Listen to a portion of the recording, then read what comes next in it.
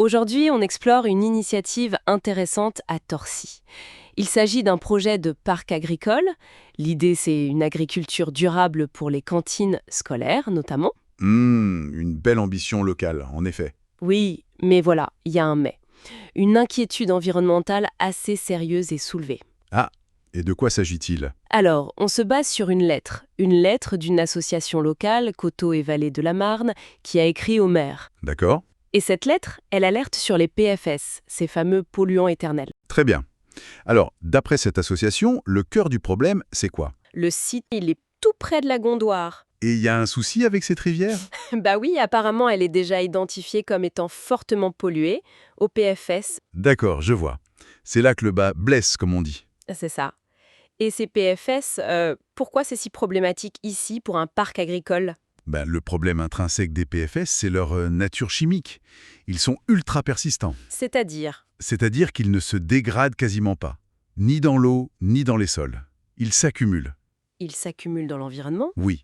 Et dans les organismes vivants. Ils remontent toute la chaîne alimentaire. Donc pour un projet agricole, surtout un qui vise l'agroécologie et qui est destiné aux enfants, Oui, ça pose question. exactement.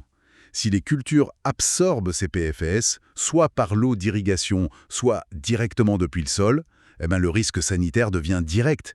Ça remet en cause la viabilité même du projet, son objectif premier, quoi. C'est le paradoxe. On veut du bon, du local, mais on pourrait hériter d'une pollution invisible. Et l'association, elle a une idée d'où pourrait venir cette pollution? La lettre en parle? Oui, elle émet des hypothèses sur les sources potentielles. Comme quoi, par exemple? Elle mentionne notamment les incinérateurs qui sont dans le coin. L'idée soulevée, c'est qu'il y aurait pu avoir une contamination progressive sur des décennies, via l'air, les retombées ou d'autres chemins.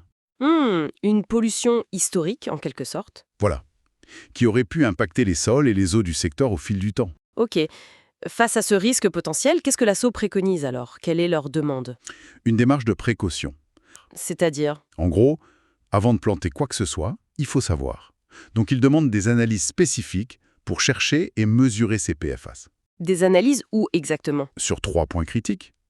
Premièrement, les sols, les parcelles où on compte cultiver, logique. Logique, oui.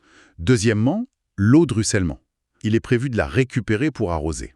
Ah oui, important ça. Et troisièmement, l'eau de la nappe phréatique, si jamais elle doit servir aussi pour l'irrigation. D'accord. Avoir une photo complète du risque, en fait. C'est ça.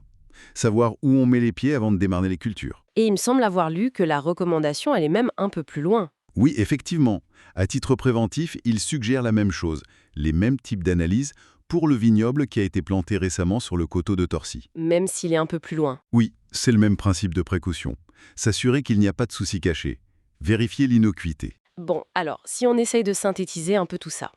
D'un côté, on a ce projet super positif, local, durable. Oui, porteur de bonnes intentions. Et de l'autre, l'ombre de cette pollution invisible. Ces PFAS, c'est un vrai casse-tête. C'est tout l'enjeu que la lettre met en avant. L'association insiste sur la transparence, la rigueur scientifique. C'est la condition pour la confiance et pour la réussite du projet. Évaluer le risque, c'est crucial pour protéger les futurs consommateurs, surtout les enfants des cantines, et puis pour assurer que le projet lui-même soit pérenne.